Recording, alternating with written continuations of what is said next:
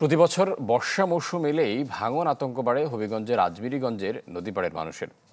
স্থানীয়দের অভিযোগ, বছরের পর বছর ধরে চলা এই ভাঙন রোধে কার্যকর কোনো পদক্ষেপ নেই কর্তৃপক্ষের। এদিকে উজানের ঢলে গাইবান্ধার ব্রহ্মপুত্র নদের পানি বৃদ্ধি পাওয়ায় দেখা দিয়েছে ভাঙন।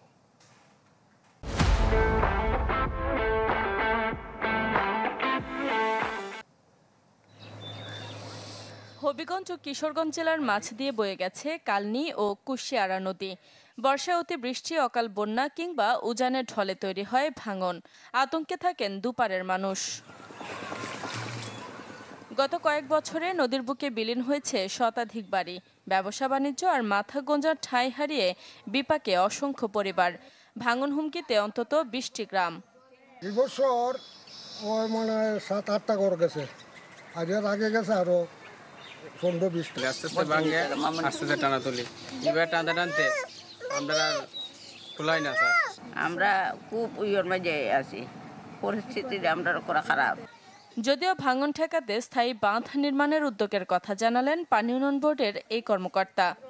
এই সকল জায়গায় ভাঙন রোধে জরুরি প্রতিরক্ষা কাজ করার জন্য কিছু প্রপোজাল আমরা ঊর্ধ্বতন কর্তৃপক্ষকে পাঠিয়েছি এবং খুব দ্রুতই তারা এই কাজগুলো অনুমোদন দেবে বলে আমাকে জানিয়েছেন, মানে অন্ততপক্ষে এই বর্ষা মৌসুমটাকে রক্ষা করার জন্য। এবং পরবর্তীতে আমরা এখানে স্থায়ী প্রতিরক্ষা কাজ করার একটা পরিকল্পনা নিয়েছি। এদিকে উজানের ঢলে ব্রহ্মপুত্র নদের পানি বৃদ্ধি পাওয়ায় ভাঙন দেখা দিয়েছে গাইবান্ধার কটিয়ার ভিটা, উত্তর উড়িয়া, কালাসোনা গ্রাম সহ কয়েকটি এলাকায়। নদীগর্ভে বিলীন হচ্ছে বাড়িঘর, শিক্ষা প্রতিষ্ঠান ও আবাদি জমি। ভাঙন রোধের কাজ শুরু না হয় চরম আতঙ্কে প্রতিটা মুহূর্ত কাটছে নদীপাড়ের মানুষের। আজকে 2 সপ্তাহ হয় যে ভাঙন ভাঙতেছে, আমরা মনে হয় বাঁচতে পারবো না।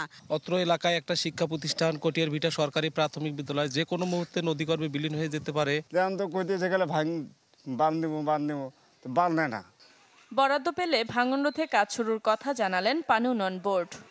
আশা করি যে আমাদের যে প্রস্তাবিত যে প্রকল্প রয়েছে এই প্রকল্পটি অনুমোদন এবং বাস্তবায়িত হলে সুন্দরগঞ্জ এবং সদর উপজেলার যে ভাঙন প্রবণ এলাকাগুলো আছে সেগুলো নদী ভাঙন হতে রক্ষা পাবে।